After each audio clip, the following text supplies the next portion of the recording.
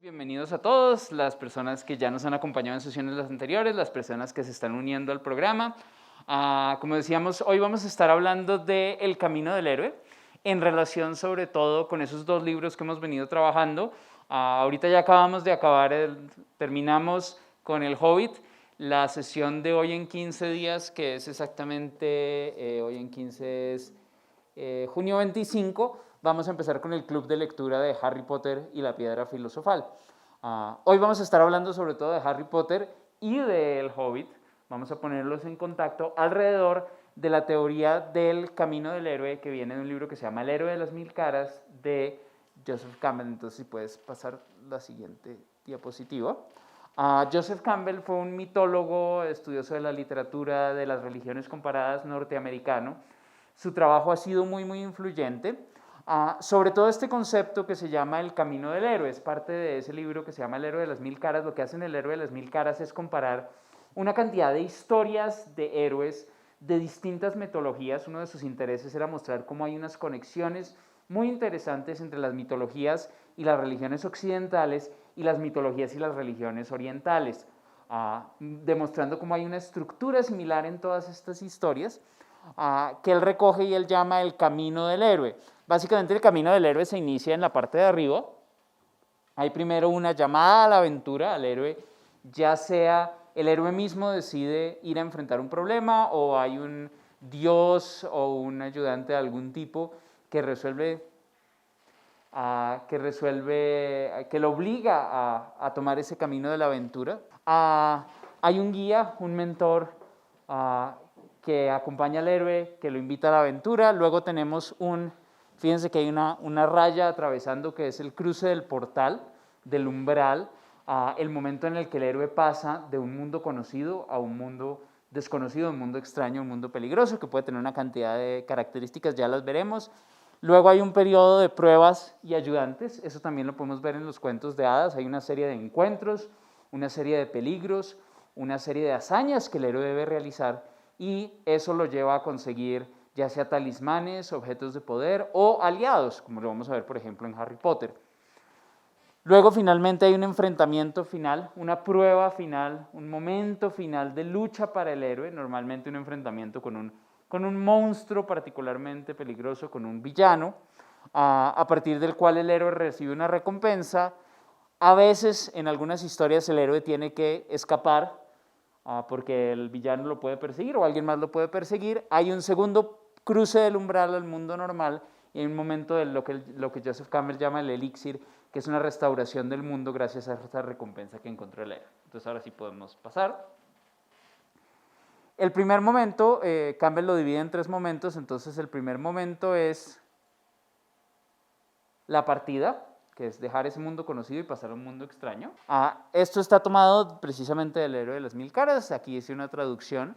Habla de cómo ese primer momento es la llamada a la aventura, y esa llamada a la aventura normalmente lleva al héroe a irse a un lugar extraño, que puede ser un reino subterráneo, un reino en las nubes, un reino lejano.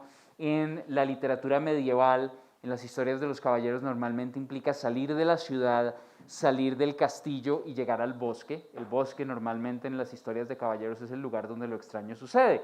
Lo vemos también, por ejemplo, en Harry Potter, ¿no? El bosque es prohibido, en el bosque hay peligro, en el bosque suceden cosas extrañas, mientras que el castillo es, entre comillas, el lugar seguro. Obviamente en Harry Potter después eso va a cambiar. En ese lugar hay todo tipo de criaturas extrañas. Entonces tenemos ese primer momento, y como dice Campbell, fíjense que por ejemplo hace referencia a la historia de Teseo.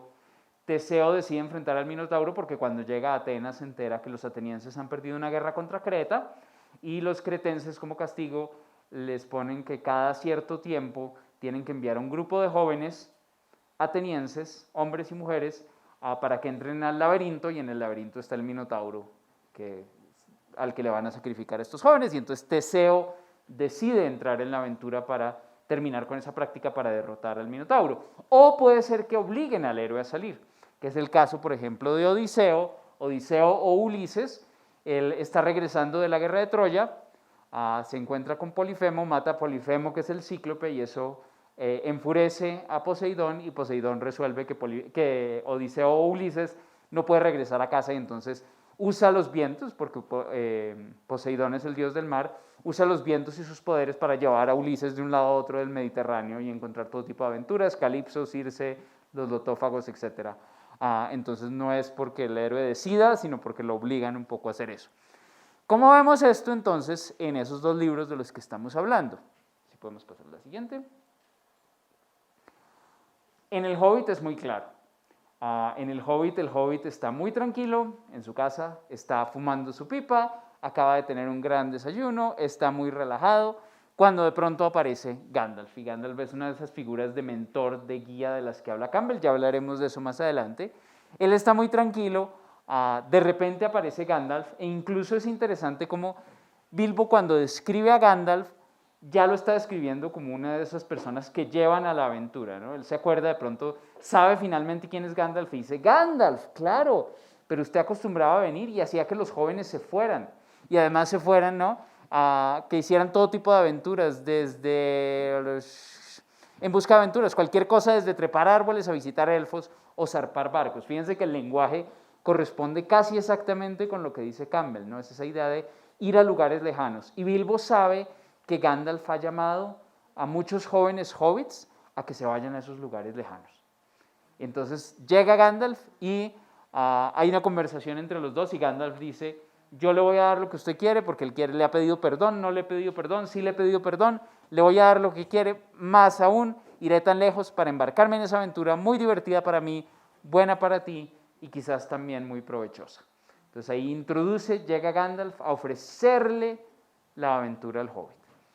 Es el momento de la iniciación, es el momento en que se anuncia ese primer momento. Lo vemos también en Harry Potter.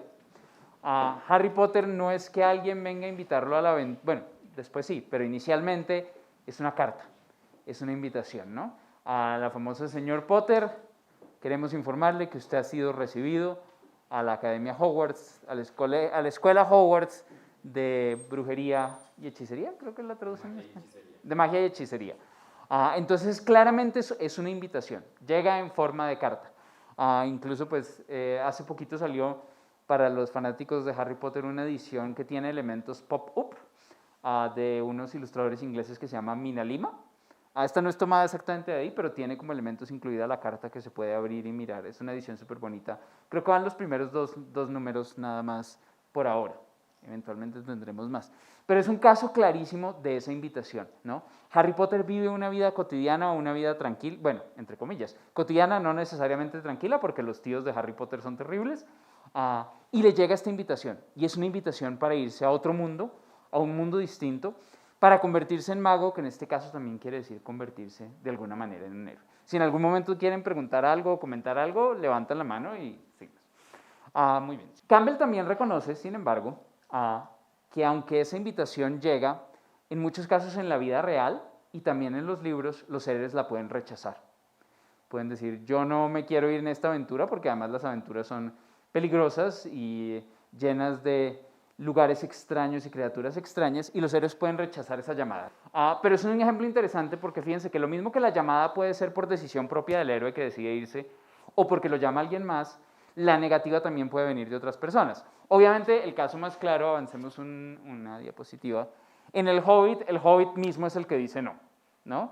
Llega Gandalf y le dice, tengo una aventura para usted, y el Hobbit dice, no, aventuras, yo no quiero aventuras, fíjense, cosas desagradables, molestas e incómodas que retrasan la cena. No me explico por qué atraen a la gente. Obviamente, si el libro se quedara ahí sería un libro aburridísimo, ¿no? Nosotros queremos que el Hobbit se vaya en la aventura, pero el Hobbit no quiere tener nada que ver con eso. Y no quiere tener nada que ver con eso porque él es aparentemente lo más opuesto a un héroe. Él no quiere saber nada de aventuras, aquí somos gente tranquila, no queremos aventuras, muchas gracias. Es la total negativa y viene por parte del Hobbit. Obviamente termina invitando a Gandalf a tomar el té y eso va a hacer que finalmente se vaya en la aventura. Pero inicialmente el Hobbit es tajante, yo no quiero aventuras. Incluso ya cuando se ha ido, todo el tiempo a lo largo del libro le está diciendo, yo quiero es estar de vuelta en mi casa. Esto es incómodo, esto es lleno de peligros, yo no sé qué estoy haciendo aquí. Esto es un fragmento justo después de que logran escapar de los trasgos y de los lobos. Se los han llevado a las águilas a la punta de una montaña, aparentemente están a salvo, finalmente van a tener comida, pero el hobbit no sabe qué hacer. El hobbit ni siquiera sabe cómo desollar un conejo porque él va a la carnicería y compra la carne, un poco como nosotros, ¿no? ¿Qué tal que a uno le tocara desollar un conejo y cocinarlo en la mitad del campo? No sabríamos cómo hacerlo. El hobbit tampoco sabe cómo hacerlo, él está acostumbrado, yo voy al carnicero, compro la carne y la echo en la olla. Y aquí le toca desollar un conejo, él no tiene ni idea. Incluso, aunque logra quedarse dormido, y aquí podemos ver, esta es una ilustración, de hecho, del mismo Tolkien. Tolkien hacía ilustraciones, algo que mucha gente no sabe. Aquí vemos al hobbit dormido con las águilas. Él duerme y cuando duerme lo que sueña es en su casa. Él quiere estar de nuevo en su casa y esa es como la frase típica del hobbit a lo largo de todo el libro es: yo quiero volver a mi casa, yo quiero volver a mi casa, si tan solo estuviera en mi casa, ¿cómo estarán en mi casa? Etcétera. Entonces, incluso cuando ya se ha ido a la aventura, él todavía tiene muchas dudas. Es un rasgo muy común a ciertas fantasías modernas donde los personajes heroicos no son necesariamente héroes de la misma manera que los caballeros del rey Arturo o los héroes griegos lo son. Los caballeros del rey Arturo, los héroes griegos, ellos van a la aventura y están convencidos de que van a la aventura y están convencidos de que son héroes. No, los caballeros en particular no van por gloria y hacer hazañas y demás, mientras que los héroes modernos no es el caso. Podemos pensar también en las crónicas de Narnia. Los 4 niños de las crónicas de Narnia, pues son niños, están escapando del bombardeo de Londres y bueno, eso es otro nivel de complicación, pero ellos no son caballeros, no saben pelear. La primera vez que Peter usa una espada, que está totalmente aturdido, incluso cuando saben de la Reina Blanca que es la villana, ellos dicen: no, pero nosotros mejor nos vamos, no sabemos si ella realmente es mala, lo que tenemos que hacer es irnos, porque claro, tienen miedo. ¿No? Un héroe griego diría: no, la reina mala, de una, vamos para allá. Lo mismo los caballeros. Estos héroes modernos son mucho más precavidos y es una versión mucho más moderna de lo que sería el heroísmo y de lo que sería el valor. Sigamos. Y como nos decía Benjamín, totalmente, esto es de la edición de Minalima, la que les digo que es pop-up. Tiene elementos pop-up, no todo es pop-up, pero son ilustraciones como más esquemáticas. Es un diseño muy bonito en términos de diseño editorial. En el caso de Harry Potter sí querría ser un mago. Por supuesto que querría ser un mago. Pero es el tío Vernon y la tía Petunia los que dicen no. Y lo dicen casi que en mayúsculas, ¿no? No, no, no, no, no. Cartas no. No queremos cartas. Incluso pues lo llevan al extremo, ¿no? La primera carta como: venga para acá, nos llevamos la carta y empiezan a llegar más cartas. Si bien visto las películas, pues obviamente las películas juegan con esa escena que es maravillosa, en que empiezan a llegar lechuzas y lechuzas y lechuzas y el tío Vernon clava el buzón para que no entren más cartas y finalmente el domingo ya está feliz. Domingo. El domingo no hay correo. Y en ese momento, ¡pum!, la carta, que además es muy visual la manera como el libro mismo lo describe, ¿no? La carta entra y ¡pum!, le pega en la cabeza y de pronto empiezan a entrar más cartas y más cartas. 30 o 40 cartas cayeron de la chimenea como balas y todos se agachan, pero Harry está tratando de cogerlas para ver qué dicen. Harry está muy entusiasmado con que le llegue una carta, nunca le había llegado una carta, pero el tío Vernon enloquece. Y esta quizás es la negativa más grande a la llamada del héroe que uno pueda ver, porque el hobbit dice: no, no, no, gracias, buenos días, que además quiere decir que no quiere hablar más con el mago, cierra la puerta y se va. Pero el tío Vernon ha cerrado la puerta, ha botado las cartas, ha tapado el buzón y finalmente decide: no, nos vamos ya de la casa. Y se van para un hotel y al hotel llegan cartas y entonces tienen que ir a la casita en la mitad de la nada, en la mitad del mar, para negarse a la aventura del héroe. Y llega Hagrid. Incluso cuando llega Hagrid, que a pesar de todo llega Hagrid con la carta a la casita, pasemos la diapositiva, Harry todavía está dudoso. Entonces, incluso aunque Harry, la oportunidad de irse a Hogwarts es una oportunidad perfecta para salir de su familia detestable, Harry mismo está dudoso. Dice: ¿un mago yo? Yo soy un mago. Incluso pues esa escena salía en el tráiler de la primera película, que Hagrid le decía: eres un mago, Harry. Y Harry, el actor Daniel Radcliffe, hacía cara de sorpresa, porque él no puede creer que sea un mago, ¿no? Él es una persona ordinaria, una persona común y corriente. La magia, él piensa, no existe, a pesar de que ya le han pasado cosas extrañas, como la serpiente en el cumpleaños de Dudley, como el hecho de que el pelo le crece todo loco. Entonces ya hay signos de que hay magia en el mundo, ya hay signos de que Harry es un personaje fantástico, pero él incluso duda en ese momento, creo que se equivocó, yo no soy un mago, a pesar de todo lo extraño que ha pasado, él todavía tiene sus dudas. Obviamente él no sigue como Bilbo diciendo no soy un mago después, ya cuando se da cuenta de que sí es un mago, todo funciona mucho mejor. Pero incluso Harry mismo al comienzo está dudoso, ¿no? Y hay un cierto rechazo a la llamada de esto tiene que ser un error, yo no soy un mago, yo vivo debajo de la alacena, una vida muy normal por un lado, pero muy terrible por el otro. Incluso uno podría ver ahí cierta influencia de Roald Dahl en J.K. Rowling, ¿no? Roald Dahl escribió James y el durazno gigante, Las brujas, sobre todo James y el durazno gigante al comienzo, pues el niño es huérfano, vive con esas tías horribles porque a los papás los ha matado un rinoceronte, creo que es bastante extremo, pero entonces juega como con esa idea de las infancias terribles de las que la sacan aventuras especiales. Matilda, la familia de Matilda, uno podría ver un gran paralelo entre la familia de Matilda y los Dursley. Y Cenicienta, bueno, la Bella Durmiente no tanto, pero sí Cenicienta sería el caso de la familia, incluso pues el mismo Harry, el hecho de que viva ahí, que lo pongan a hacer las labores, es muy parecido a las historias de Cenicienta. Pensando en esto que estamos hablando de Joseph Campbell y de las múltiples historias del héroe y cómo hay una similitud muy curiosa entre distintas historias del héroe, los estudiosos de los cuentos de hadas han descubierto que hay muchos cuentos de hadas parecidos que vienen de distintas culturas.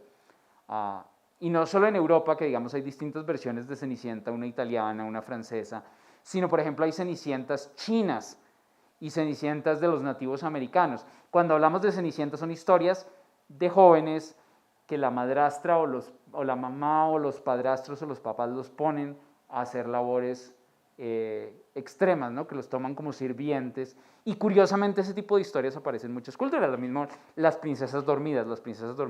Hay historias de princesas dormidas en la India, hay historias de princesas dormidas en Asia, hay historias de princesas dormidas en el norte de Europa, ¿no? La Valquiria dormida, la que salva a Siegfried.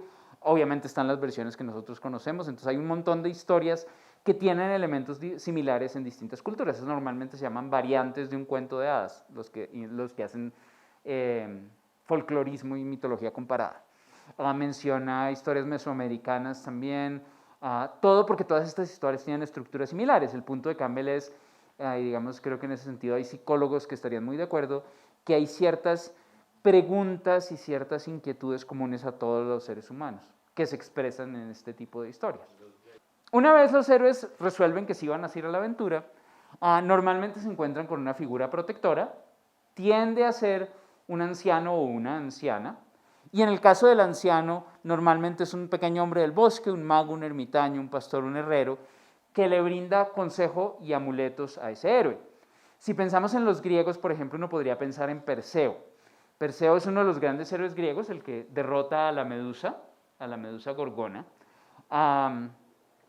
Perseo, al comienzo de su aventura, hay un encuentro con Atenea, y Atenea lo lleva a buscar las armas que va a necesitar para poder matar a la medusa. Finalmente él además va a tener, es el ejemplo típico del héroe que tiene armas especiales y objetos especiales de poder.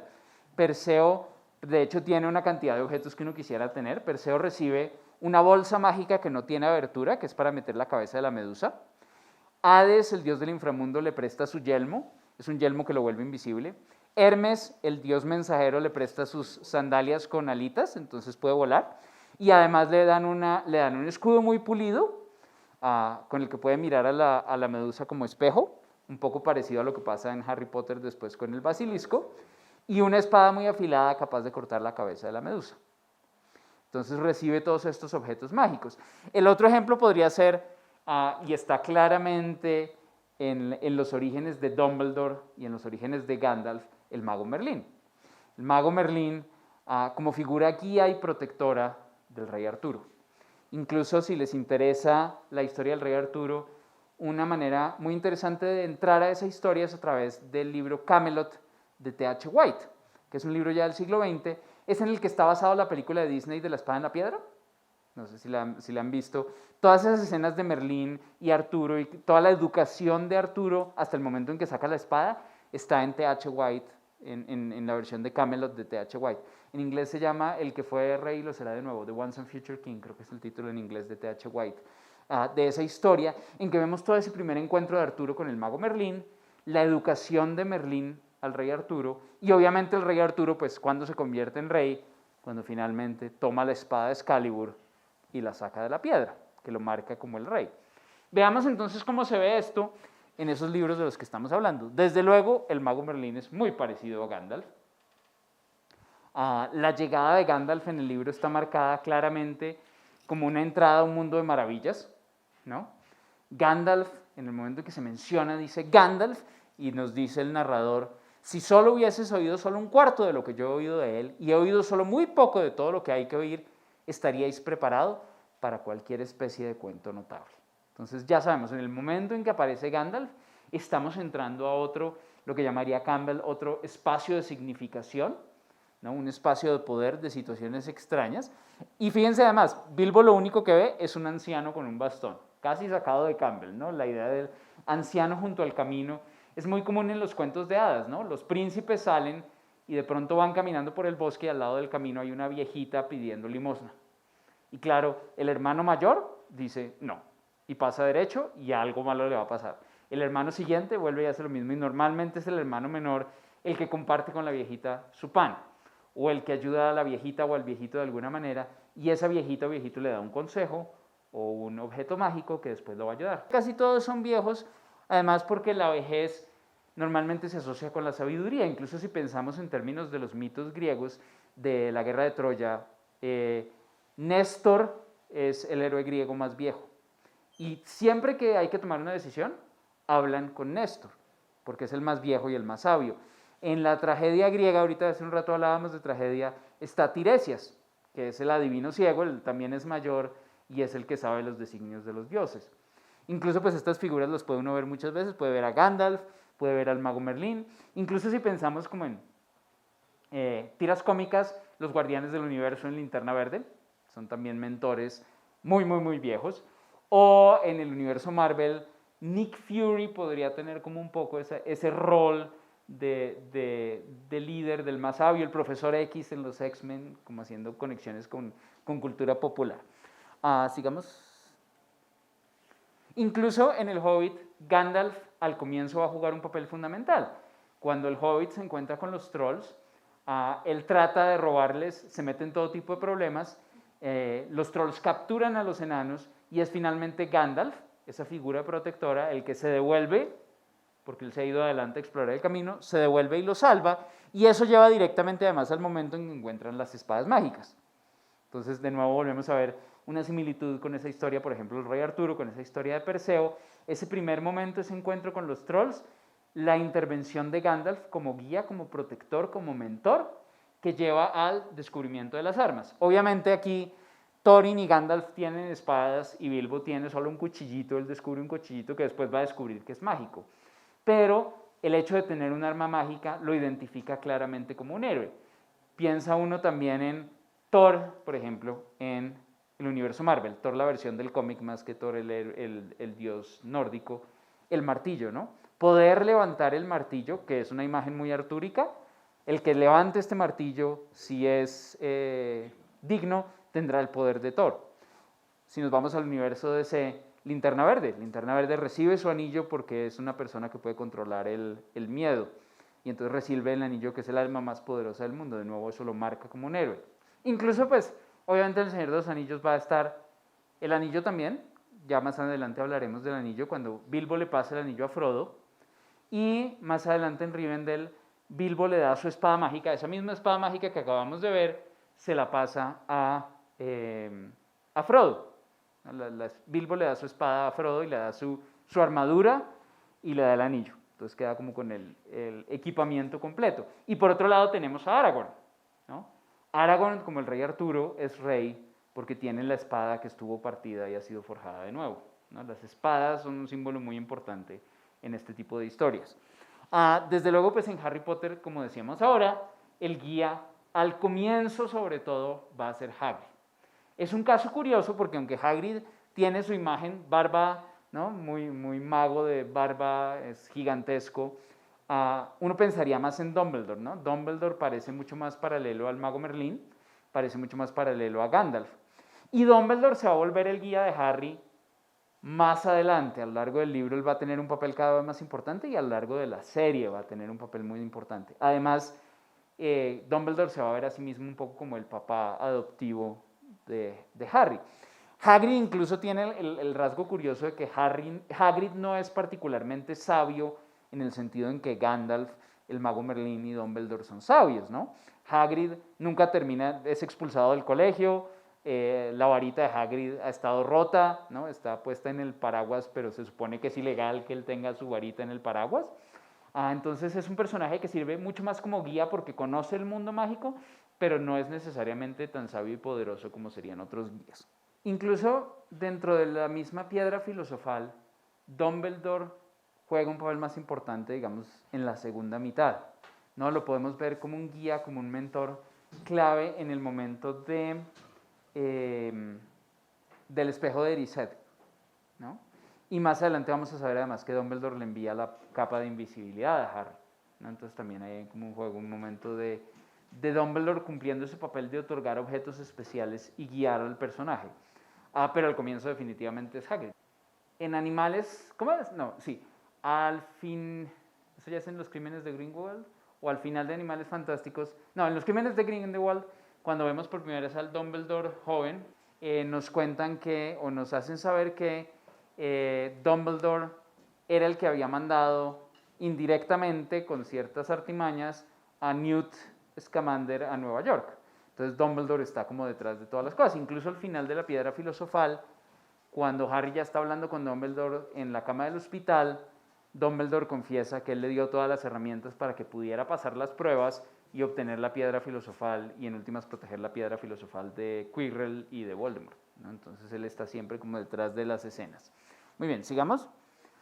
E incluso, como decía Benjamín muy bien, de la misma manera que el Hobbit encuentra su espada, de la misma manera que el rey Arturo saca la espada de la piedra, de la misma manera que Perseo encuentra sus armas mágicas, uno podría ver ese momento en que Harry finalmente encuentra su varita mágica, ¿no? Porque además la varita se va a convertir en un símbolo de ser mago, ¿no? Los magos tienen todos sus varitas.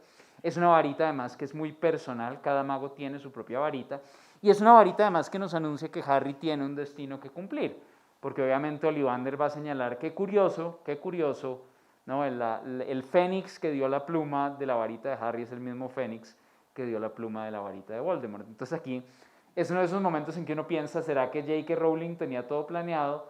Porque después esa conexión va a ser muy importante primero en el Cáliz de Fuego, y más adelante pues vamos a ir elaborando cada vez más la conexión de Harry y Voldemort y por qué la maldición que tiró Voldemort de la Deva Cadabra no pudo matar a Harry y por qué después las varitas están conectadas y por qué después sus destinos en últimas están conectados. Entonces podemos ver ese momento además como ese momento en que Harry finalmente se convierte ya propiamente en mago, es cuando encuentra su varita, y sabemos además que es una varita que está conectada con la de Voldemort, entonces va a convertirse eventualmente en un héroe que va a tener que enfrentarse con ese villano. Una vez el personaje se ha encontrado con el destino personificado en esta figura del guía, del mentor, normalmente tiene ya sus talismanes mágicos, puede ser de nuevo un arma, puede ser algo más, como es el caso de la varita de Harry, puede pasar el umbral. Y pasar el umbral en muchas de estas historias es pasar del mundo cotidiano a un mundo extraño, a un mundo maravilloso. Como les decía al comienzo, piensa uno en las leyendas medievales siempre hay un salir de los castillos y entrar, por ejemplo, al bosque, a las regiones extrañas donde hay animales, donde hay bestias, donde hay gigantes, donde hay todo tipo de peligros, los bosques sobre todo. En Grecia también, es dejar la ciudad e ir a otra ciudad, cruzar el mar, montarse en un barco. Pensando en narrativa moderna, piensen en las crónicas de Narnia, sobre todo El león, la bruja y el armario es uno de los ejemplos clásicos de portal, ¿no? De un lado estamos en Inglaterra, pasamos el portal y estamos en Narnia, ¿no? Lucy se mete al armario jugando escondidas y de pronto pisa ramas, está en la mitad de un paisaje nevado, está en Narnia. Incluso uno podría pensar en Alicia en el País de las Maravillas, ¿no? Se persigue al conejo, se cae por el agujero y llega al País de las Maravillas, ¿no? Entonces ese paso de los portales es muy significativo y nos marca de nuevo un mundo conocido, un mundo familiar, un mundo seguro y un mundo desconocido, extraño, mágico y peligroso. Lo habíamos hablado ya en una sesión anterior, ya podemos pasar. Se ve muy claro en el Hobbit.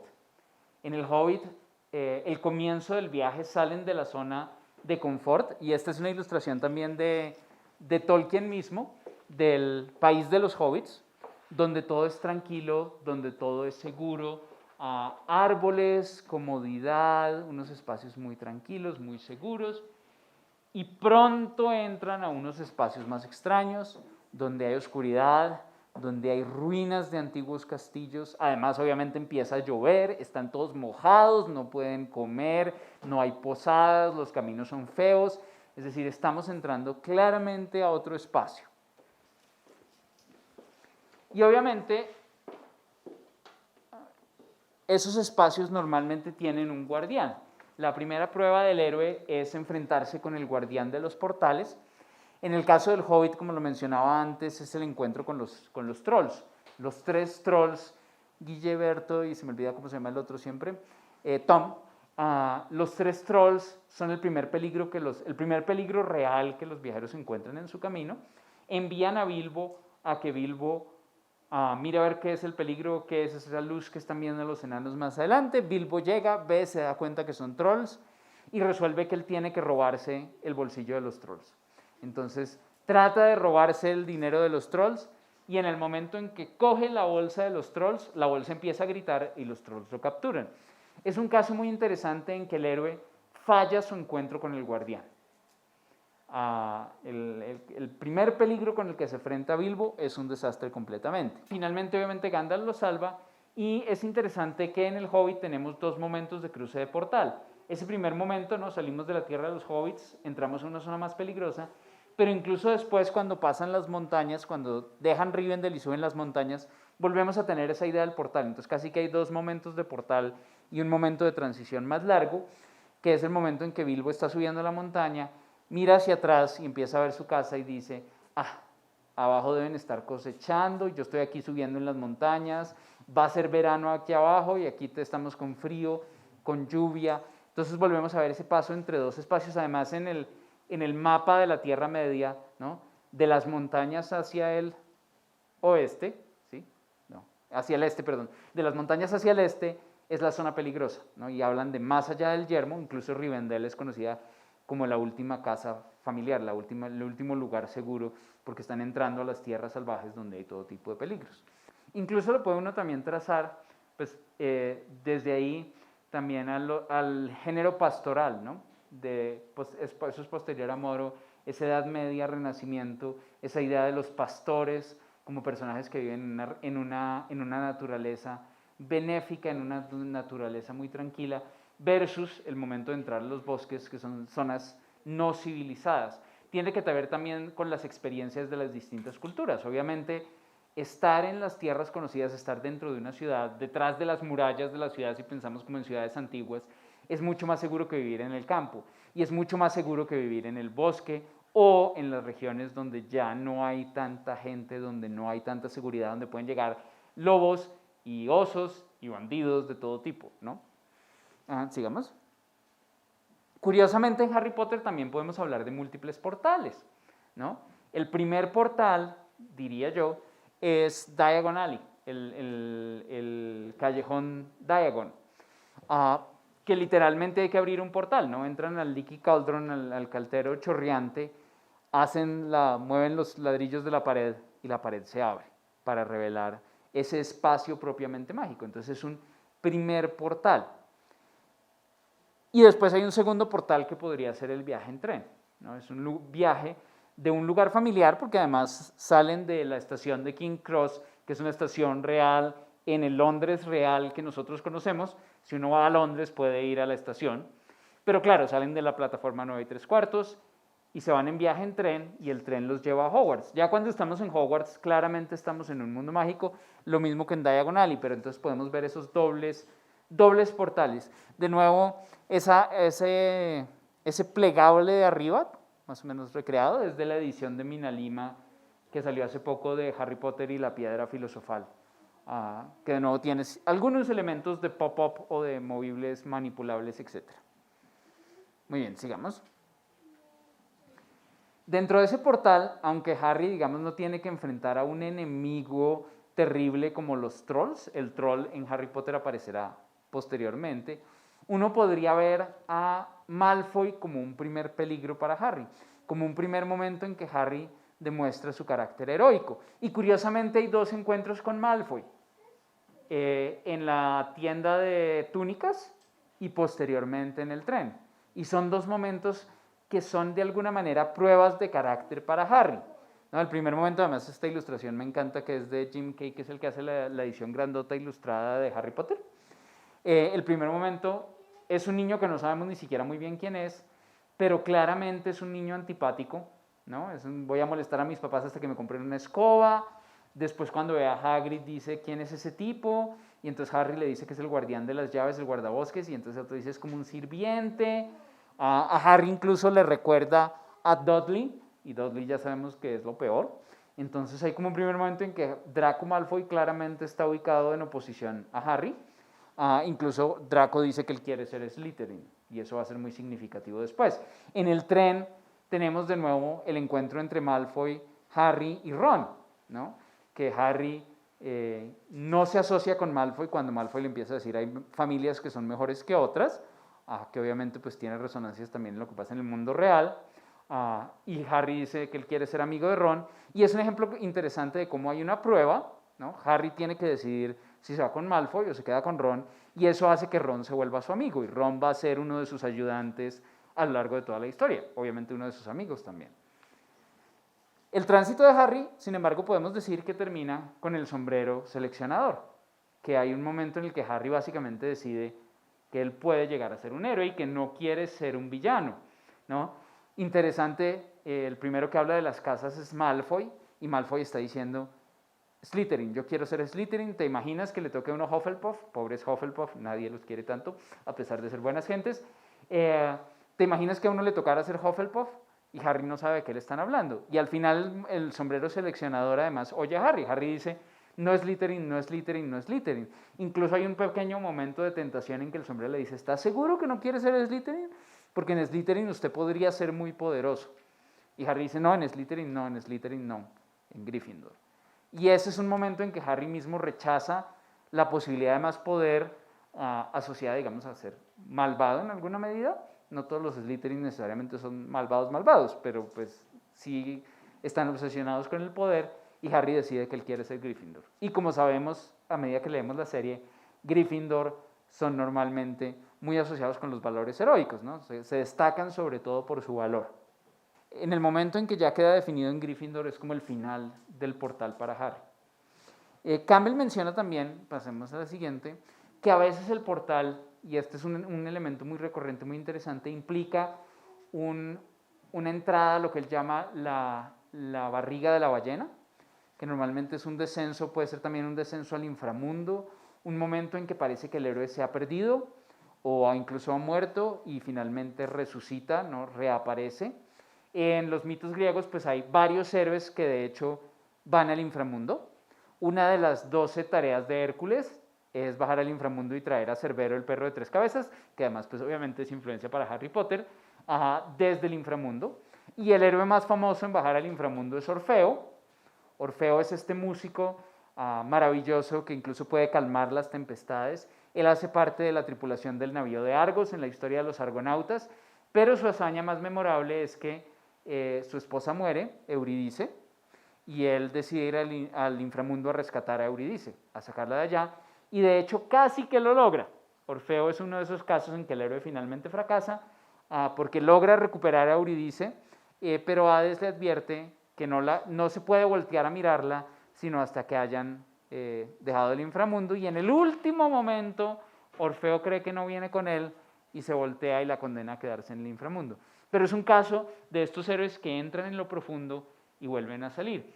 Eso está muy claro, por ejemplo, en El Hobbit. Pasemos a la siguiente. Estas ilustraciones son de un autor, creo que es islandés, que se llama Cor Bloch.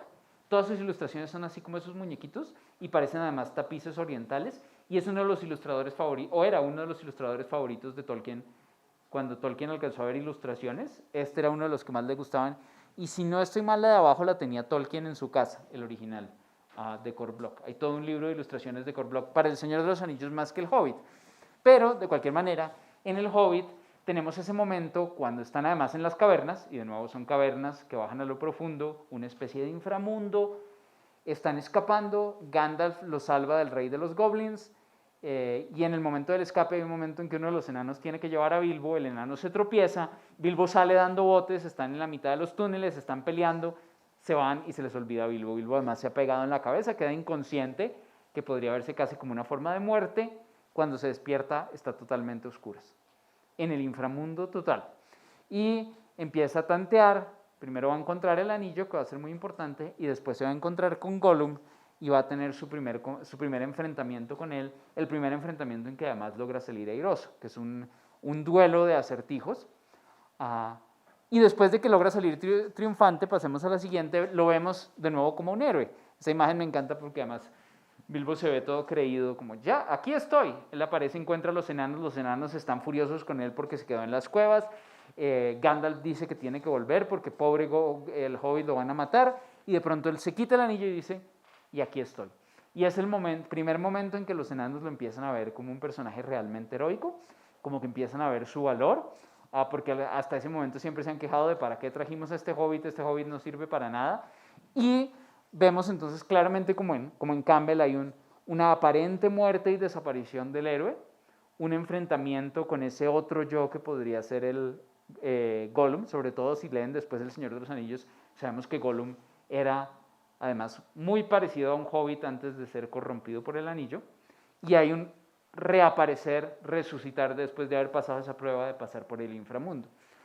En Harry Potter no es tan claro, pero creo que no es casual para nada que la clase de Snape sean los calabozos.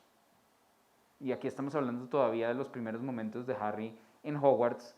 La clase más horrible, la clase que no le gusta, es la clase de Snape. Y la clase de Snape es en los calabozos del castillo. Incluso fíjense que cuando nos describen el salón está lleno de cosas muertas, ¿no? De animales muertos metidos en frascos, que además se conecta mucho, no sé si les ha tocado en los colegios, los salones de química tienden a tener frascos con cosas horribles. Entonces claramente hay una inspiración, pero es un momento en que Harry también tiene que bajar a una especie de inframundo, que sería ese sótano, aunque en el caso de Harry pues solo es una clase, pero es un profesor que lo detesta. Entonces podríamos también ver ese momento como un descenso al estómago de la ballena del que habla Campbell en el caso de Harry Potter. Una vez pues se pasan estos umbrales, pasaríamos ya a lo que sería el segundo gran momento, que es la iniciación, que es normalmente donde suceden la mayoría de las aventuras. Pasemos a la siguiente. Campbell dice, se mueve un país, es la fase favorita de la aventura mítica. Casi todos los relatos tienen esto, y es un momento en que el héroe tiene que pasar una serie de aventuras, una serie de pruebas, una serie de experiencias terribles, y a través de esas aventuras, momentos terribles, pruebas, demuestra sus habilidades, consigue ayudantes, personas que lo van a ayudar en el futuro, y de pronto consigue también talismanes, objetos mágicos que lo pueden seguir ayudando. Obviamente esto lo vemos en ambos libros de manera muy marcada. En el caso de Bilbo básicamente hay dos momentos claves. El primer momento, pues aparte de Gollum, Gollum es como su primera prueba. Su segunda prueba sería el enfrentamiento con las arañas.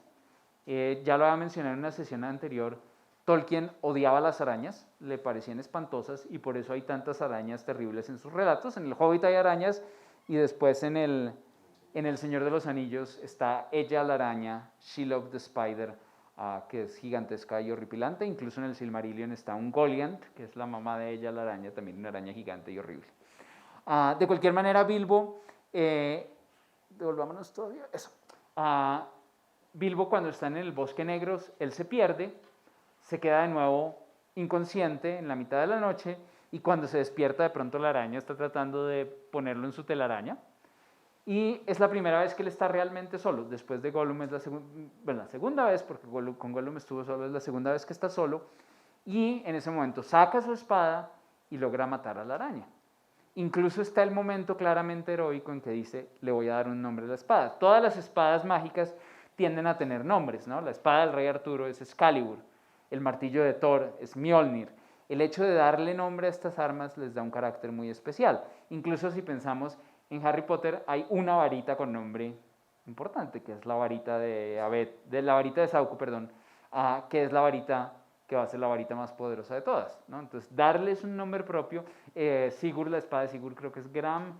Estas armas mágicas normalmente tienen un nombre que las identifica como armas que pertenecen a un héroe. Y es el caso de Bilbo cuando finalmente logra matar a la araña y le dice, te voy a poner de nombre Aguijón, que además es un nombre muy típico del Hobbit. El Hobbit se ve como una mosquita, como una avispa, y su espada para matar a arañas sería el aguijón. La segunda prueba de Bilbo es cuando los enanos son capturados, ahora sí podemos pasar, y entonces él se inventa la forma de sacarlos metiéndolos en barriles. Incluso es un momento en que los enanos dicen, pero aquí nos vamos a ahogar, nos vamos a magullar, ¿qué tipo de plan de escape es este? Y Bilbo se pone furioso, bueno, entonces vuélvase en las cárceles, no los rescato más. Finalmente ellos deciden que sí y finalmente es el único escape que funciona. Más adelante vamos a saber que era la única ruta posible que podían haber seguido, pero es un segundo momento en que vemos a Bilbo probar su valía. Bueno, tercero si contamos también a Gollum. Entonces Bilbo ya ha demostrado que es suficientemente inteligente para derrotar a Gollum en los acertijos, que tiene muy buena suerte, que le permite encontrar el anillo y también parte de la derrota a Gollum, que es un guerrero capaz. Obviamente Bilbo no es el mayor guerrero del mundo, pero por lo menos pudo matar a la araña, y además es un buen saqueador, ¿no? Ha podido rescatar a los enanos, meterlos en barriles y sacarlos del castillo de los elfos. En Harry Potter es un caso curioso porque tenemos como dos tipos de pruebas. Las primeras pruebas son pruebas sobre todo de carácter, ¿no? Que podrían además estar en cualquier historia de colegio, y es interesante pensar, incluso uno podría ver historias realistas que siguen más o menos el camino del héroe. De hecho, Joseph Campbell toma el nombre Camino del Héroe de James Joyce. Obviamente la novela más importante de James Joyce es el Ulises, que está a su vez basada en la Odisea. Entonces hay como una idea del camino del héroe en un contexto contemporáneo. Harry Potter tiene que demostrar múltiples veces que él es un héroe, incluso en situaciones cotidianas. Obviamente pues la magia está presente, pero fíjense que una de las primeras pruebas de Harry es enfrentarse a Malfoy en el tren, ¿no? Y decir, no, yo no soy de esas familias, no moleste, váyase. Es enfrentarse a un bully, en alguna medida. Y lo mismo pasa cuando Neville deja caer la recordadora, ¿no? Que Malfoy la coge y dice, la voy a poner encima de un árbol. Es la primera vez además que Harry vuela en escoba, lo cual lo va a llevar a ser parte del equipo de Quidditch, lo cual después va a ser muy importante para las pruebas que va a tener, pero además demuestra de nuevo su carácter, ¿no? Él está dispuesto a enfrentarse con el matón del curso, que es básicamente Malfoy, para proteger a Neville.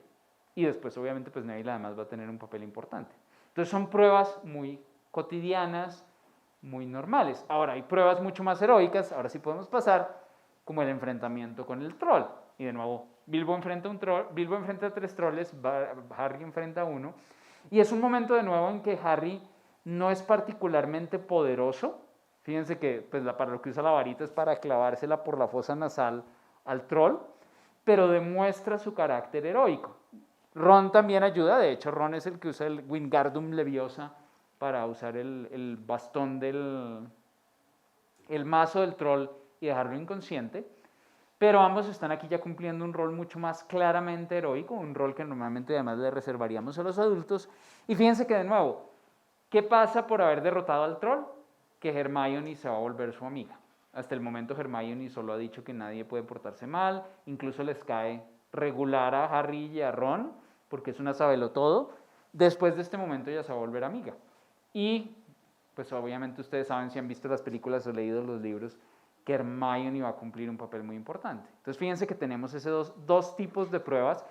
Ir al bosque negro es un ejemplo, ir al bosque prohibido, perdón, es un ejemplo de una prueba más heroica. Enfrentarse con Malfoy es un ejemplo de una prueba mucho más cotidiana. Y obviamente al final de Harry Potter tenemos, pasemos a la siguiente, una cantidad de pruebas, literalmente pruebas que hay que cumplir, ¿no? En este sentido se parece un poco como a los trabajos de Hércules, ¿no? Hay una serie de pruebas, de misterios que hay que cumplir para llegar a la piedra filosofal. Incluso uno lo podría ver muy claro en películas como Indiana Jones, sobre todo Indiana Jones y la Última Cruzada. ¿Se acuerdan? Hay una serie de trampas y pruebas que Indiana Jones debe pasar para llegar a encontrar el Santo Grial. Obviamente el Santo Grial además pues también es de las leyendas artúricas. Los caballeros del rey Arturo también tienen que pasar una serie de pruebas para poder llegar al Santo Grial, sobre todo los 3 caballeros que lo encuentran, que son, dependiendo de la versión, normalmente Percival, Galahad y Bors. Hay caballeros que fallan. Lancelot solo puede ver el Grial desde lejos, pero no lo puede coger porque Lancelot ha hecho pecados que no puede saldar y no puede ser el caballero perfecto. En el caso de Harry Potter, entonces, encontramos esas pruebas, primero Fluffy, luego la planta, y luego, por ejemplo, las escobas. No, devolvámonos donde estamos ahí. Las escobas, que es un caso en que aprender a volar en escoba, enfrentándose a Malfoy, ayuda a que Harry entre al equipo de Quidditch, que a su vez le permite ser el buscador por excelencia, que le permite superar esta prueba, ¿no? Tienen que encontrar la llave que abre la puerta dentro de un montón de llaves que están por ahí volando, y obviamente Harry es el que la puede encontrar. Los ayudantes aquí cumplen un papel fundamental, Hermione y Ron. Por ejemplo, Ron, y ahora sí podemos pasar a la siguiente, Ron logra pasar la prueba del ajedrez, ¿no? En algún momento del libro hemos visto a Harry y a Ron jugar ajedrez. Sabemos que Ron, aunque en general no es un buen estudiante y no se destaca necesariamente por su inteligencia, es muy buen jugador de ajedrez. Y es el que sabe cómo pasar el ajedrez, incluso sacrificándose a sí mismo, que sería un rasgo típicamente heroico, ¿no? La idea de me sacrifico a mí mismo para que ustedes puedan seguir. Obviamente Hermione va a triunfar ayuda en 2 pruebas, en la de la planta primero y en la de las botellas.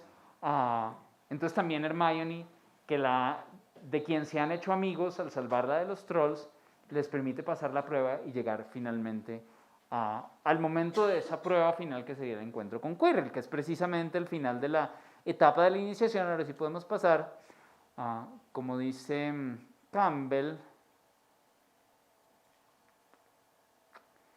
el punto, ¿se acuerdan de esa imagen que vimos que era un círculo? El punto más bajo del círculo, el nadir, es el momento en que se da la última prueba, la prueba final, que normalmente implica enfrentarse con un monstruo, con un villano, y que es la que va a llevar la gran recompensa para el héroe. En el caso de, y ahora sí podemos seguir, en el caso del Hobbit, es el momento de bajar a enfrentarse con el dragón. Y de nuevo, tenemos otra vez esta imagen del descenso, muchos descensos al inframundo. Y es interesante que aquí casi que lo dicen, ¿no? Ha llegado el momento de que nuestro estimado señor Bolsón, que ha probado ser un buen compañero, y si se me permite decirle una buena suerte que excede mucha relación común, ha llegado el momento, digo, de que lleve a cabo el servicio para que fue incluido en la compañía. Ha llegado el momento de que el señor Bolsón se gane su recompensa. Es decir, aunque Bilbo ya ha salvado a los enanos 2 veces, los enanos dicen, bueno, ahora sí, a esto es para donde vamos. Este es el punto culminante, usted tiene que ir y enfrentarse con el dragón. Curiosamente, obviamente, a partir de sus aventuras, el Hobbit mismo se ve a sí mismo ya como un héroe y dice, aunque yo ya lo salvé y creo que me merezco una recompensa, y podría decir que no, ahora yo soy una persona distinta y puedo bajar y enfrentarme en alguna medida con el dragón. Entonces no solo hay un reconocimiento por parte de los demás, sino hay una transformación del personaje que decide asumir su rol de héroe. Pasemos a la siguiente. Esta es una de mis escenas favoritas de todo el Hobbit, y es el momento en que Bilbo baja. Él además le dice a los enanos, ¿quién quiere venir conmigo? Y obviamente ninguno de los enanos quiere venir, solo Balin viene con él. Pero Balin tampoco va todo el camino. Hay un momento en que dice, bueno, yo ya llego hasta aquí, buena suerte, y el Hobbit tiene que seguir solo. Y hay un momento, es una de mis frases favoritas, cuando él ya se está acercando, y dice, en ese momento Bilbo se detuvo, seguir adelante fue la mayor de sus hazañas. Las cosas tremendas que después ocurrieron no pueden compararse. Y ahí ni siquiera ha llegado a ver al dragón. Él está bajando por ese camino empinado, sabe que hay un dragón más adelante, y es un momento en que lo que tiene que enfrentar casi que es el miedo mismo. Es una versión muy moderna de lo que sería el valor, ¿no? Esa idea de todos nosotros podemos tener momentos de miedo, en cualquier momento, y ahí hay una versión de heroísmo, ¿no? El enfrentar el miedo a un examen difícil de matemáticas, el enfrentar el miedo a ser el oso en una presentación. Es una imagen muy moderna del miedo que no requiere que seamos Hércules o Perseo o Harry Potter o Bilbo, ¿no? Es un vencer el miedo, y es además un vencer el miedo personal. Bilbo no está todavía enfrentándose al dragón, no está peleando en una gran batalla, está enfrentando sus miedos propios. y logra efectivamente llegar donde el dragón está dormido y se roba una copa de oro, que es precisamente para que lo contrataron, ¿no? Robarse el tesoro del dragón, aunque obviamente no va a pasar así, pero él logra llevarse una copa. Es interesante además, ese robar la copa recrea una escena de Beowulf. Beowulf es uno de los primeros poemas heroicos en lengua inglesa, de hecho es en inglés medio, eso es muy difícil de entender si uno solo conoce inglés moderno. Es una de esas primeros textos en lengua inglesa, en una primera versión de la lengua inglesa, y hay una escena en que un personaje se roba una copa de un dragón, lo cual va a poner al dragón furioso y Beowulf va a tener que enfrentarse con el dragón. Entonces claramente está inspirado por esa escena. Finalmente roba la copa, pasemos a la siguiente, y después además va a tener que volver otra vez y enfrentarse con el dragón. Bilbo desde luego no va a ser el que derrota finalmente al dragón, el que mata al dragón, pero sí va a jugar un papel fundamental, y es que en ese segundo enfrentamiento Bilbo baja, se da cuenta que el dragón además está listo para comérselo, entonces logra evitar que se lo coma entrando desprevenidamente y se pone a conversar con él. Es interesante que la primera prueba de Bilbo es un juego de acertijos con Gollum, ¿no? Cada uno hace un acertijo y el otro tiene que responderlo. Con el dragón también hay una especie de juego de acertijos en que Bilbo no le dice su nombre, sino que le dice todas las aventuras que ha tenido, y de nuevo toda la aventura le sirve para superar ese peligro, y a través de la conversación descubre el punto débil del dragón, porque le va a empezar a decir al dragón: yo siempre oí que el pecho de los dragones era vulnerable, y de hecho eso aparece en muchísimas leyendas. Sigurd, cuando mata al dragón, también lo mata en el vientre, porque las escamas del lomo son muy duras y la única manera es matarlos por el vientre. Entonces le dice al dragón: yo siempre oí que los dragones eran vulnerables, y el dragón, como es muy orgulloso, le dice: no, mire, como yo me acuesto encima del tesoro, todo mi pecho está cubierto de joyas. Y Bilbo se da cuenta de que hay un pedacito que no. El dragón, como los héroes, tiene su talón de Aquiles un poco, donde esa información va a ser clave para después matar al dragón. Entonces, aunque Bilbo no mata al dragón, sí es lo suficientemente ingenioso para hacer que el dragón revele su punto débil, que va a ser fundamental para finalmente matarlo. Sigamos a la siguiente. Algo similar pasa en Harry Potter, ¿no? De la misma manera que los enanos dicen: bueno, ahora sí llegó el momento de que usted se gane su recompensa y haga eso para lo que fue contratado. En Harry Potter tenemos ese diálogo después del ajedrez mágico, en el momento en que se van a tomar las botellas, en que es Hermione la que le dice: usted es el que tiene que seguir, ¿no? Usted es un gran mago, Harry. Y de nuevo volvemos a esa escena inicial de Hagrid, en que Hagrid le dice que es un mago y él no se lo cree. Aquí es Hermione, y Hermione le dice: eres un gran mago y ya lo sabes.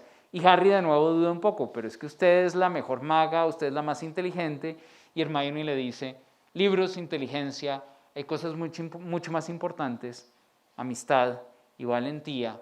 Oh, Harry, ten cuidado. Y es Harry en últimas el que tiene que pasar de nuevo solo a encontrarse con el que él cree que es Snape, pero después vamos a saber que es Quirrell. Entonces hay un reconocimiento: tú eres el héroe, tú eres el que tiene que seguir adelante y enfrentar esa última prueba,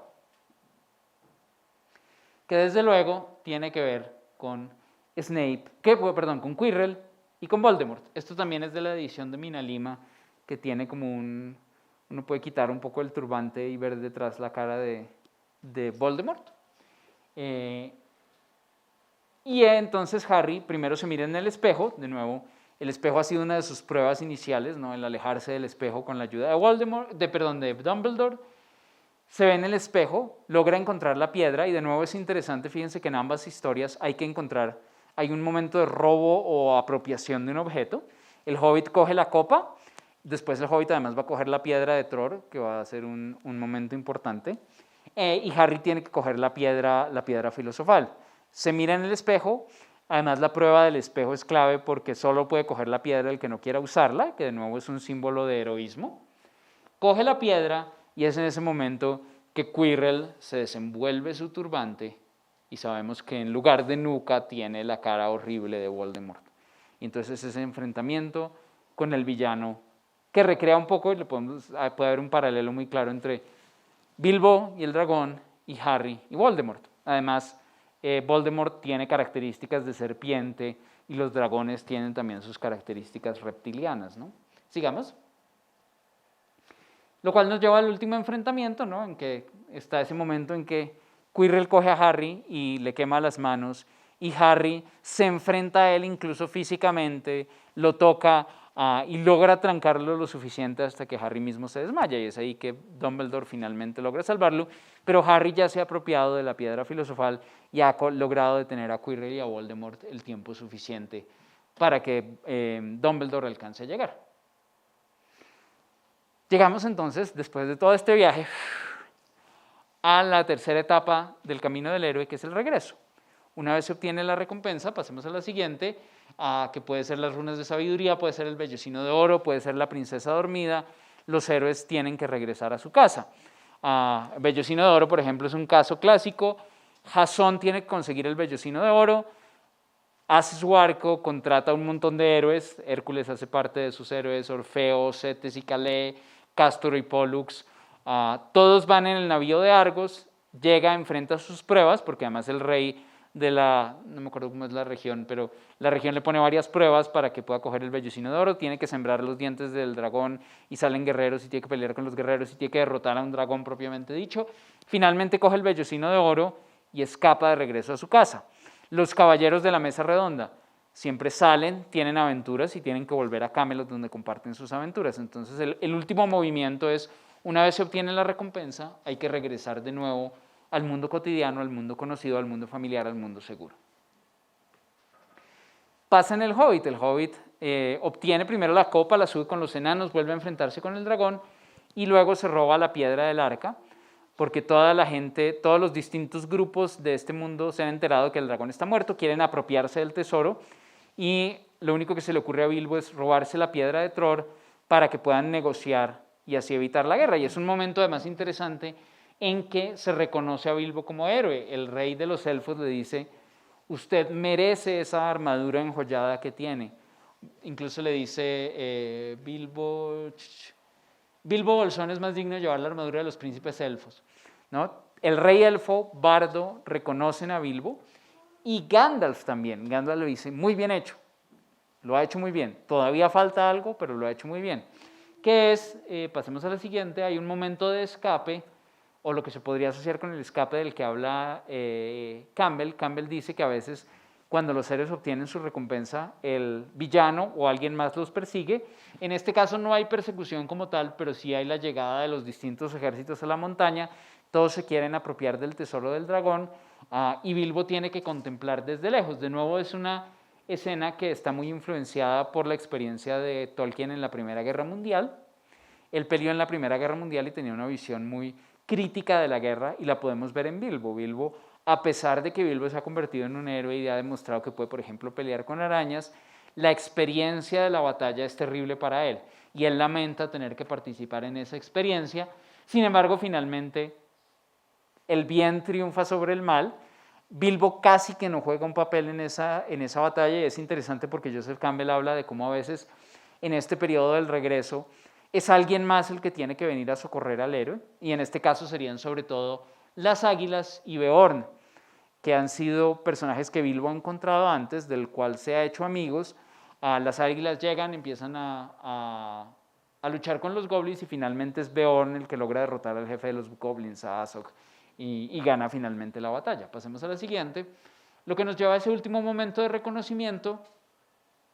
Esta además también es una de mis ilustraciones favoritas de la adaptación a cómic, donde Thorin, que es el jefe de los enanos, se disculpa con Bilbo porque lo ha tratado mal y reconoce su valor no solo como héroe, sino como persona común y corriente, ¿no? Cuando dice, en ti hay muchas virtudes que tú mismo ignoras, hijo del bondadoso oeste, algo de coraje y algo de sabiduría mezclados con mesura. Si muchos de nosotros dieran más valor a la comida, las alegrías y las canciones que al oro atesorado, este sería un mundo más feliz, ¿no? Y es como, no solo lo reconoce como héroe, sino reconoce sus valores personales en alguna medida. Tenemos una escena muy similar, o relativamente similar, en Harry Potter. Pasemos a la siguiente, y es ese momento final en que Harry despierta en la enfermería, ¿no? Ahí sabemos entonces además que Dumbledore llegó justo a tiempo para salvar a Harry. Entonces de nuevo es un caso en que el héroe en ese último momento es rescatado por alguien más. Y Dumbledore, sin embargo, reconoce que Harry lo estaba haciendo muy bien, casi que ni siquiera necesitaba ayuda, Y además sabemos que todo el colegio se ha enterado de que Harry ha hecho todo este tipo de maravillas, porque claro, es un secreto, lo cual quiere decir que todo el mundo lo sabe, cortesía además de los hermanos Weasley que le querían mandar un inodoro de regalo a la enfermería, que es muy típico de Fred y George. Y ahí es donde nos enterramos, además de muchas más cosas acerca de Dumbledore y Harry. Pasemos a la siguiente, que es cuando Dumbledore dice que ha estado ayudando a Harry, ¿no? Le explica por qué Quirrell no lo pudo tocar, y es un caso interesante de nuevo en que no es solo una cuestión mágica, sino también es una cuestión de valores y virtudes, ¿no? Harry es, entre comillas, tóxico para Voldemort por el amor de la mamá. Entonces, de una manera un poco casi que como tarjeta Hallmark, aquí lo que salva el día es el amor. En el caso de Harry Potter, el amor de la mamá es lo que lo salva, lo que le permite derrotar a Quirrell, que no es necesariamente, en este caso sí tiene un poder mágico real, pero es también una virtud. Y sabemos además que Dumbledore es el que le ha dado la capa invisible a Harry. En ese sentido, Dumbledore se empieza a configurar mucho más como el mentor, el guía del que habla Campbell. Sobre todo hacia el final sabemos, él le dio la capa, él le mostró el espejo, o por lo menos le enseñó cómo funcionaba el espejo, lo preparó para que pudiera hacer ese enfrentamiento final con Quirrell y con Voldemort, en alguna medida. Entonces uno se pregunta qué tanto sabía Dumbledore de lo que estaba pasando, en fin. En la medida en que Dumbledore también es una figura paterna para Harry, también podríamos ver el reconocimiento del padre del que habla Joseph Campbell. Pasemos a la siguiente. Y esto implica de nuevo una recuperación del mundo. No sé si de pronto los papás que están por ahí vieron una película que se llama Excalibur, que es una de las versiones cinematográficas de la historia del rey Arturo, como del 80, 81, creo que es Excalibur. Si se acuerdan, en Excalibur hay una escena que muestra perfectamente cómo se da esa renovación del mundo. El descubrimiento del cáliz en la película Excalibur es el descubrimiento de que el rey y la tierra están conectados. El rey y la tierra son uno, algo que también aparece en El Señor de los Anillos. Y cuando es Percival, en esa versión en la que encuentra el Santo Grial, lo trae, Arturo bebe, y después hay esa escena además con música de Karl Orff, de Carmina Burana, en que salen los caballeros hacia la última batalla con sus armaduras plateadas y vemos cómo florecen los árboles en su camino, ¿no? Es esa idea de se recuperó el rey, se recuperó el reino, se recupera la naturaleza. Y lo vemos muy claro en el caso del Hobbit, después de que el dragón ha muerto, las tierras peligrosas ya no son tan peligrosas.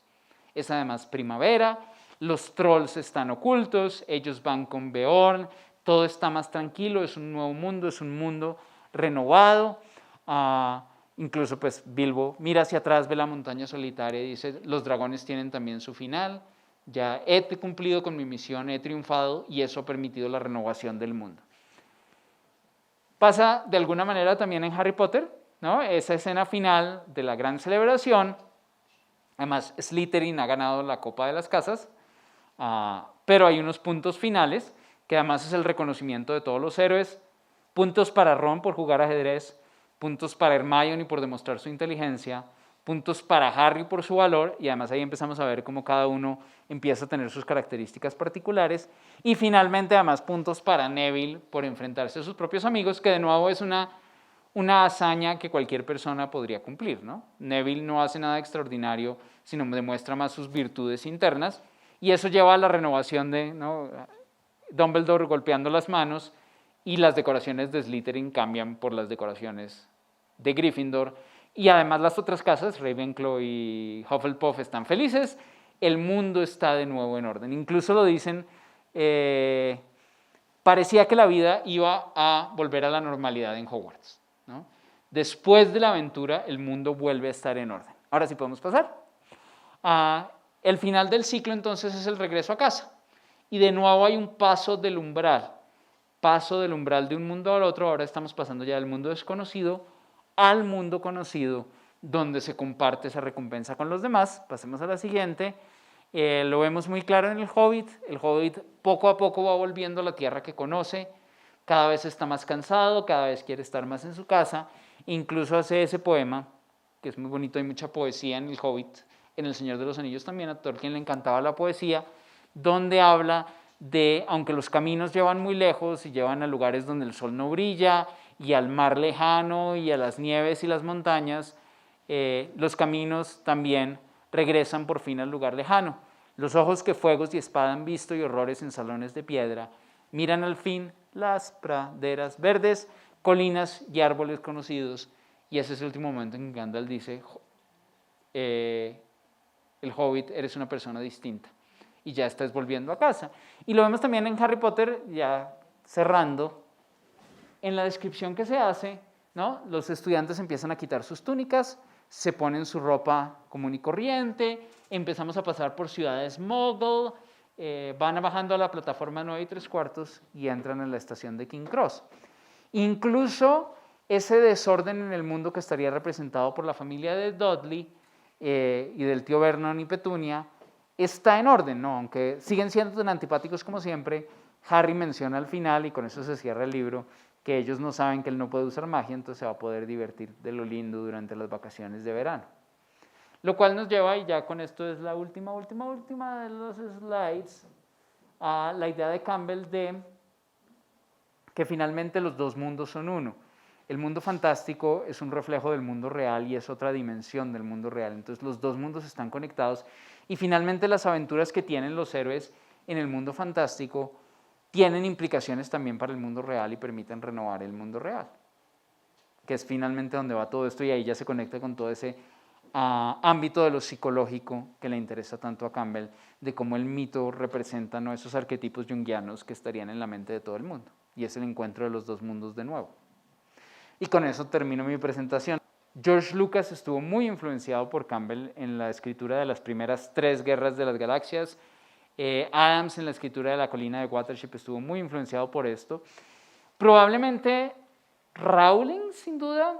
Tolkien probablemente no, porque son casi contemporáneos, pero claramente Tolkien estaba mirando a las leyendas medievales y a las historias míticas que Campbell también estaba mirando.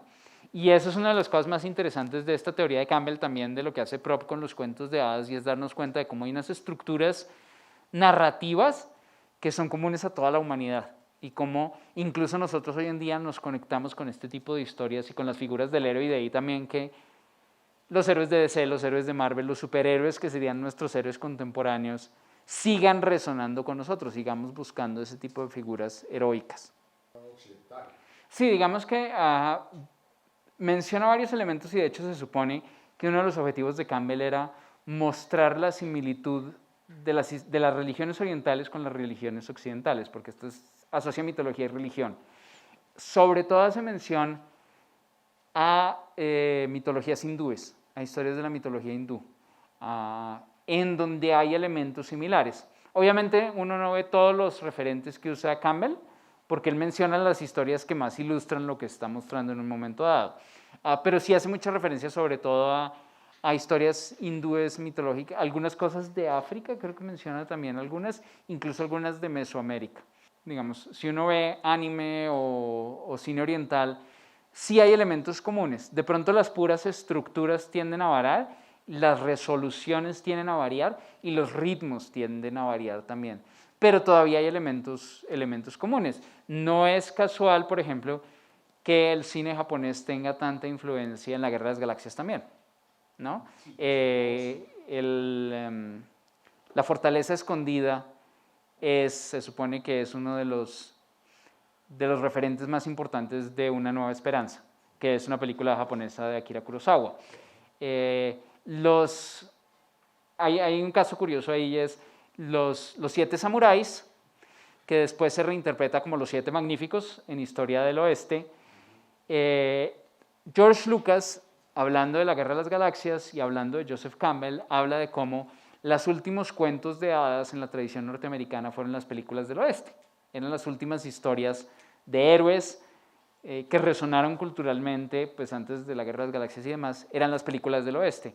Y es muy interesante que esa película en particular del oeste, Los 7 Magníficos, es un remake de Los 7 Samuráis de Akira Kurosawa, que además es una estructura que se ha vuelto muy popular en Occidente, ¿no? Esa idea de un personaje que tiene que encontrar varios aliados para cumplir una misión. Y de nuevo eso se puede conectar también con esta idea del camino del héroe, ¿no? Encontrar a esos aliados que van a llevar finalmente a resolver la misión. Hay cuentos de hadas que tienen esa idea, ¿no? Hay un cuento de hadas que son los no, hay uno que son los 5 hermanos, pero hay otro que es un personaje que encuentra a varios sirvientes que lo van a ayudar, uno que se quita el sombrero y todo se congela, a uno que sopla muy fuerte, que también lo vemos en el Barón Munchausen, los sirvientes del Barón Munchausen también tienen habilidades extraordinarias, e incluso lo podría pensar uno en Avengers, ¿no? Nick Fury coleccionando Avengers para defender la tierra de Loki. Incluso El Señor de los Anillos, aunque la compañía no tienen que salir a buscar a los personajes, pues la compañía son varios personajes con habilidades especiales que se reúnen para cumplir una misión. Legolas, Gimli, Aragorn, etc. Incluso, pues el dragón es Drácula. Drácula, el nombre de Drácula implica dragón. Los dragones aparecen como monstruos una y otra vez en distintas culturas.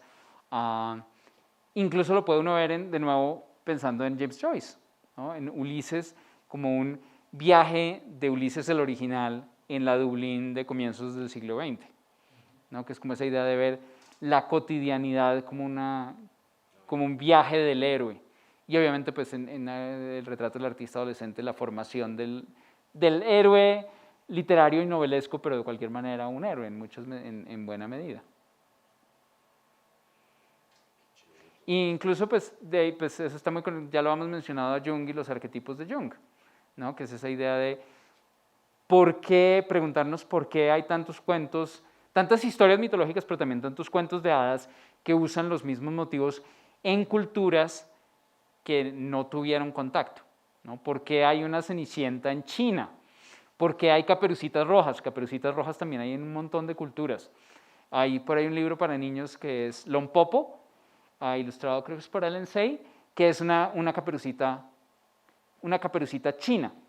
No es exactamente la misma historia, no tiene Caperucita, por ejemplo, son 3 niñas en lugar de una, pero esas 3 niñas se quedan solas en la casa y llega el lobo, la mamá se va y llega el lobo y el lobo se hace pasar por la abuelita para tratar de comérselas. Al final ellas derrotan al lobo solas, que es súper interesante comparado con la Caperucita nuestra en que es un cazador.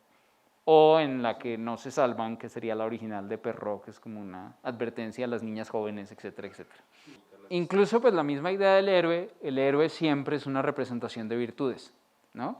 Y no es casual de ahí que Platón tuviera tantos problemas con la Ilíada de la Odisea, que la Ilíada de la Odisea fueron textos que cumplían un papel muy importante en la educación de los niños griegos, ¿no? Y es interesante además que los héroes de la Ilíada de la Odisea están a su vez mirando a los héroes clásicos, a Perseo, Teseo, Heracles, que vienen incluso antes. Entonces hay como el héroe que mira al héroe anterior y las personas que miran a este héroe, que mira a ese héroe, porque son los que representan los valores de la cultura. Incluso hay un artículo por ahí muy interesante que habla de las controversias que ha habido con Harry Potter, porque Harry Potter, sobre todo ciertos grupos religiosos, tienen problemas con el uso de la magia en los libros de Harry Potter. Y hay un ensayo que habla, no tiene sentido porque Harry Potter, en general, la serie completa, es una gran representación de la ética occidental, marcada también por las creencias religiosas del catolicismo y la cristiandad. Todos esos valores, aunque use magia y varitas, esos valores del valor, la compasión, la tolerancia, están claramente representados en los personajes de J.K. Rowling, ¿no? Entonces la moral y la ética subyacentes son muy occidentales, son perfectamente coherentes con lo que nosotros esperaríamos. En ese sentido, pues hay como un cuestionamiento de qué tan lejano sería ese uso de la magia en Harry Potter realmente, o qué tan contrario a la moralidad y la ética católicas. Hay críticos que dicen que el primer escritor que empieza a incorporar elementos cinematográficos es James Joyce. Sobre todo ciertas escenas de Ulises parecen haber estado ya muy influenciadas por una sensibilidad, aunque el cine estaba empezando, una sensibilidad cinematográfica que después el cine ha retomado. Y ahorita pues estamos ya en una especie de círculo vicioso en que la literatura influenciaba al cine y el cine influencia la literatura y la literatura influencia el cine. Y hay como ese juego de, pues pensando también en la Guerra de las Galaxias, lo que pasa ahora con las películas de Marvel, de DC, que vienen pues de forma literaria. Incluso hay versiones en que hay cómics que hacen un paralelo interesante y lecturas de cómics entre los héroes de DC y los dioses griegos, ¿no? Y los héroes griegos, pero sobre todo los dioses griegos y el panteón griego y el panteón de DC. Incluso pues ahora los cortos de la nueva de Thor sugieren que vamos a ver más de los panteones míticos Probablemente aparezca Hércules y Zeus, no sé, me pareció verlos ahí en el corto de la última de Thor, vamos a ver qué pasa. Porque hay un Hércules, Hércules es un personaje de los cómics. No, pues hay una versión en los cómics de Hércules, el héroe griego, que además interactúa habitualmente con Thor. Incluso Ares también apareció hace relativamente poco en los cómics de Marvel.